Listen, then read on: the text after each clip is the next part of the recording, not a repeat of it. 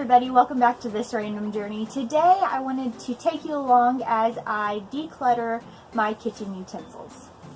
So I had been thinking about the kitchen and how cluttered it has become. And one thing that I noticed is I have a lot of stuff on the actual counter, making it hard for my son, who usually wipes down the counters, to actually get behind and have to move stuff out to get everything clean, and then it's like half clean and it's just a mess. So I was like, well, how can I eliminate something on the counter? So one thing I thought that I could eliminate would be my utensil caddy. So it's just this jar with some utensils in it that we use frequently. So I thought if I could get that into a drawer. Well, all my drawers seemed to be completely packed. So we had our silverware drawer, and it had tons of stuff in it, just packed to the brim. We have what we call our junk drawer, which has like our extra utensils and kind of specialty utensils, which I realized wasn't the only drawer that had that stuff. We also had our knife drawer, which had all kinds of knives in it. And then we also have our utensils that we use for like serving and different things like that. So I decided today that I would go through all of these drawers and take you along for that journey. So here is me going through and decluttering and trying to decide what to get rid of and what to keep.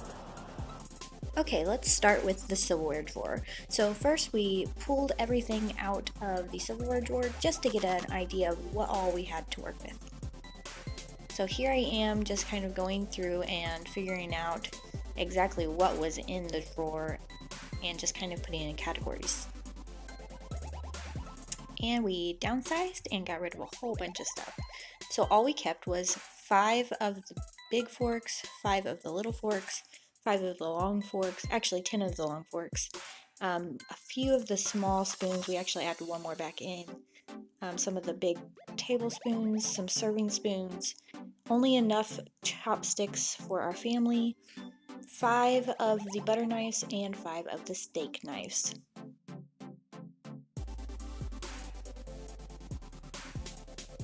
So this is what we got rid of. We got rid of a lot of plasticware that was in there. We got rid of plastic straws, a whole bunch of the wooden chopsticks, and then there was some things like that's going to go into the pantry. This is a random dowel rod. And then we also had a couple things we're getting rid of. And then these we'll deal with in a minute when we get to the knife drawer.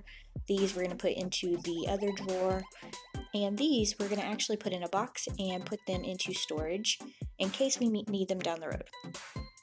Alright, time for the knife drawer.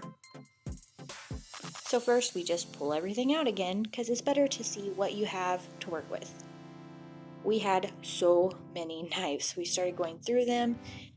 This was actually a really hard drawer for me to go through, and I had to actually ask Michael and have his opinion on a lot of it. Oh, that's a meat knife. That's for like slicing your turkeys and your That's ham. what this is, isn't it? Yep. Why do we need 2? You got 3 of them. What are you talking about? Where's the third one? Oh, good grief. Do we need? I don't even like this one. Can we get rid of this one? That's the super tough surgical stainless steel. Can we get rid of this one?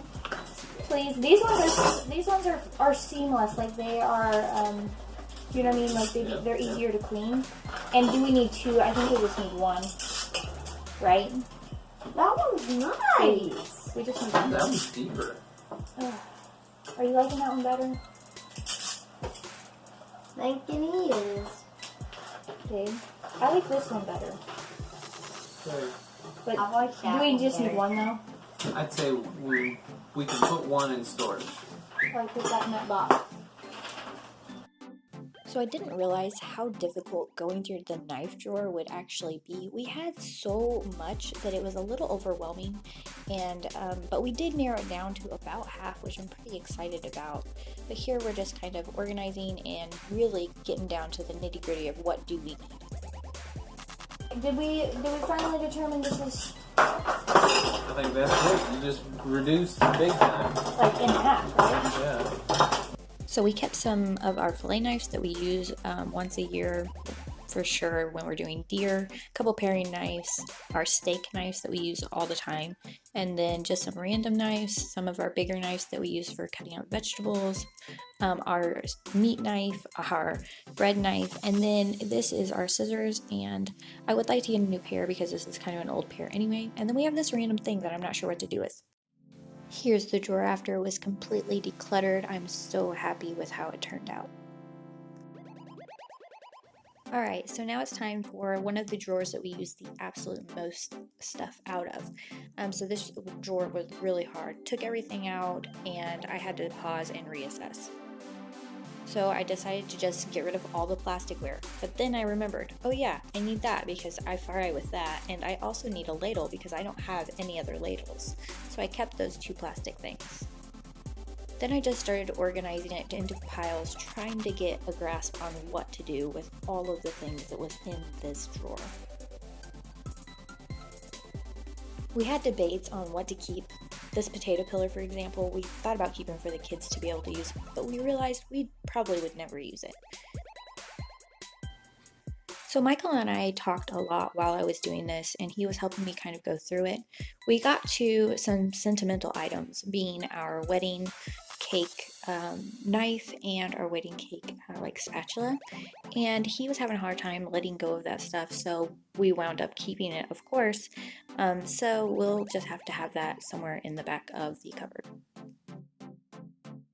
I realized I have a ton of doubles. So I had double pizza cutters, I had double melon ballers.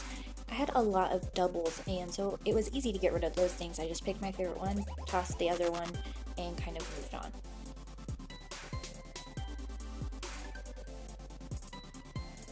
And here's the completed drawer.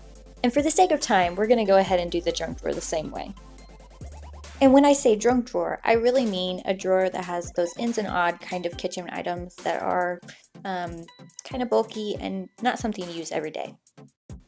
And here is the silverware drawer in completion. In the back there you can see that we have our sentimental items and that one awkward piece that I wasn't sure what to do with. The knife drawer.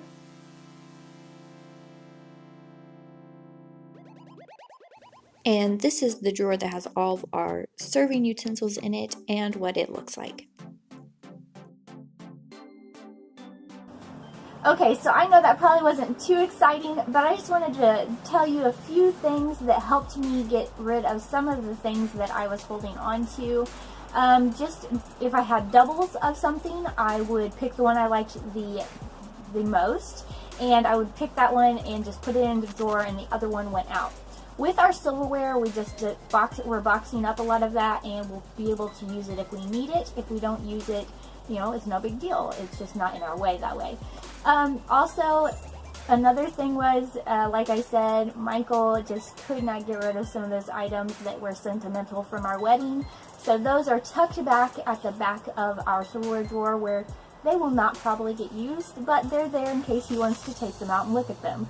So we downsized, I want to say by half. It might not be quite half, but we got rid of a ton of stuff, and I'm really excited that we have all this dead space, I guess. It's just space that's not being used, which I absolutely loved having space between things. Like in our silverware drawer now, we have space between our camping spoons and the actual drawer itself that holds our silverware.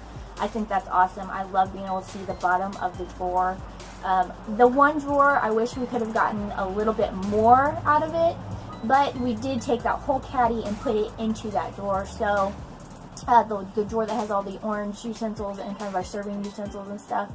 So I'm happy with the results. I hope this helped you guys to want to declutter something in your house. If you like this video and would like to see more videos like this, don't forget to subscribe and hit the like button. And I'll see you next time.